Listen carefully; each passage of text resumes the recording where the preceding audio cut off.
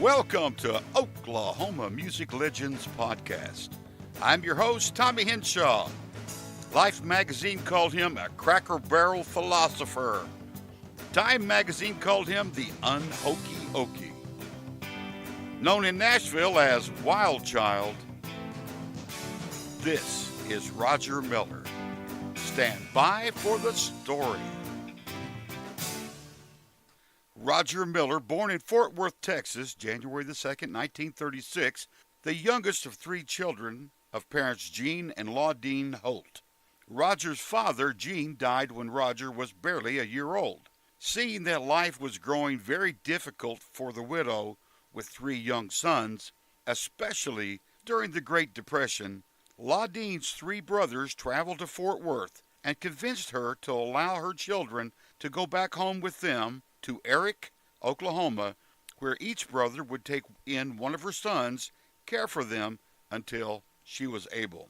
Now, Erick, Oklahoma is the next to the last stop, heading west on Highway 66 before you cross over into Texas. It was the western edge of the Oklahoma Dust Bowl. According to the last census records, Erick's current population is barely above the population it was in 1920. While the Miller brothers' plan was meant to be temporary, it turned out to be the permanent living arrangement for her children. Roger went to live on his Uncle Elmer and Aunt Armelia Miller's farm outside of Erick. Roger later commented they were so poor they didn't have a telephone until sometime after 1951. Roger worked on the farm, picking cotton and plowing while attending a small rural one-room schoolhouse outside of Erick. While growing up on the farm, he became very close with his cousin's husband, Sheb Woolley. While working on the farm with Roger, Sheb shared his big dreams of one day leaving Erick behind and becoming a songwriter or performer. Sheb taught Roger his first guitar chords, later purchasing a fiddle for Roger. By the way, Sheb did have an extensive career in music, TV, and movies, which we will explore in a later episode. It is apparent to me that Roger's inspiration to play music came from two individuals. First, Sheb Woolley, who taught him the basics of playing the guitar, helping Roger out of his shyness, all the while sharing his own dreams of stardom, was the primary inspiration for Roger Miller. Roger's teacher in that little schoolhouse outside of Erick also saw Roger's talent and encouraged him. Roger was finished with school after 8th grade. He continued working on the farm full-time, but he had a yearning to see what was lying down Highway 66 for him. At 17, he began bouncing around Oklahoma and Texas, doing odd jobs by day and hanging out in saloons and trying to perform at night, until one day while in Amarillo, he stole a nice guitar from a pawn shop. Feeling guilty, Roger returned the guitar the very next day. Facing the judge with the choice of joining the Army with Korea in its sights or going to jail for guitar theft, Roger chose the Army. He later kind of quipped, "My education was Korea, class of 1952. Toward the end of his military enlistment, he was stationed in Atlanta, Georgia, where he played with a military country band which was started by Farron Young. Through the connections of his sergeant, Roger got a letter of introduction to record producer Chet Atkins in Nashville. After his Army obligation was over in 1956, Roger took his few possessions along with the letter of introduction and headed to Nashville. His audition with Atkins did not go well. Roger said of that meeting he had to borrow a guitar from Atkins and then played a song in one key but sang it in another. Financially strapped, Roger took a job as a bellman at the Jackson Hotel, located in downtown Nashville. Roger became known as the Singing Bellhop, singing songs as he went through his day operating the elevator and lugging bags throughout the 400-room hotel, hoping to be discovered. In the Roger Miller DVD, King of the Road, his buddy Mel Tillis said he stopped by the hotel and asked his buddy Roger if he could play the fiddle, to which Roger said, "Well, yes." Mel told him that Minnie Pearl was looking for a fiddle player for her band. Was he interested in the job? He said, "Yes, but first, let me go give management my 2-minute notice." Roger played in Minnie Pearl's band, traveling with her for quite a while. In fact, Roger played in several traveling bands as he made his way through the Nashville music scene. For a time, he was even a Cherokee cowboy in the Ray Price Band. Farron Young asked Roger one time if he could play drums, and he said yes. he was needing a drummer for his band, but the truth of the matter was Roger couldn't play drums, and he only had a couple of days to learn before hitting the road as Farron Young's drummer. He was the drummer in Farron Young's band for quite some time, and Roger kept pursuing his dream.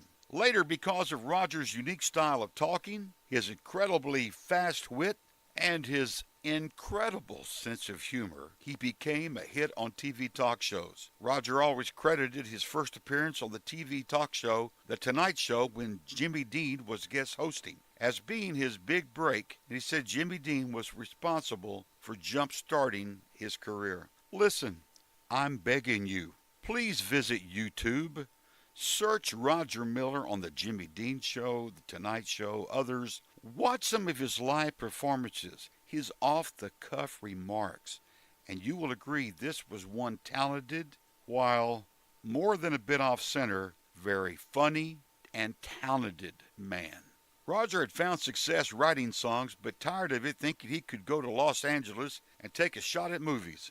In early '64, he needed traveling money to get to California, and being dropped by his record label, he signed with upstart label Smash Records. The deal, in exchange for $1,600 from Smash, he would record 16 sides. From the album, which was created in this hurry-up recording session, came hits Dang Me and Chug-a-Lug. By the way, he wrote Chug-a-Lug in 4 minutes.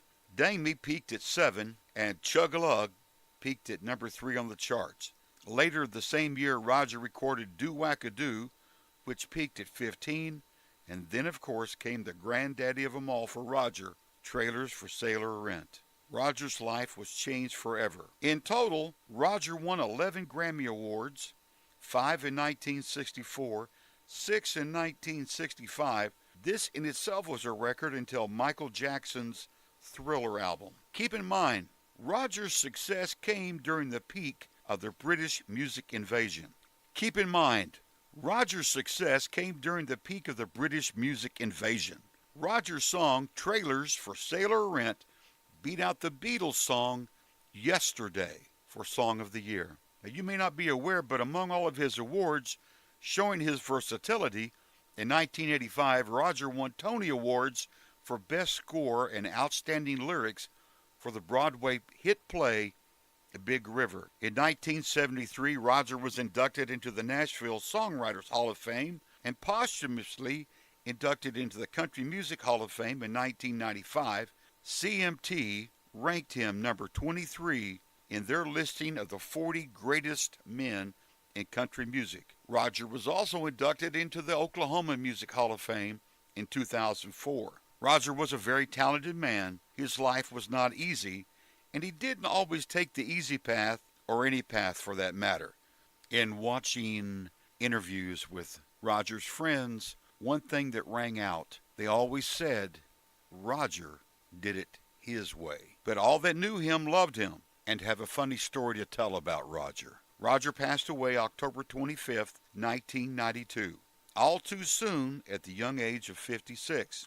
I was sad to recently learn the Roger Miller Museum in Erick recently closed. A few years ago, I was able to stop by and spend time with the museum's manager. On exhibit was a black and white Honda Dream motorcycle. The manager said Roger bought it while he was out in Los Angeles to get around. One day while sitting at the stoplight, she said a limo pulled up beside him. The driver's seat passenger window came down, and a man inside said, Mr. Miller, Mr. Presley would like to meet you. Roger always considered that chance meeting a highlight. I sat and wondered what happened to the motorcycle. Would I love to own that treasure? Roger Miller was certainly a very special, talented, and one-of-a-kind Oklahoman.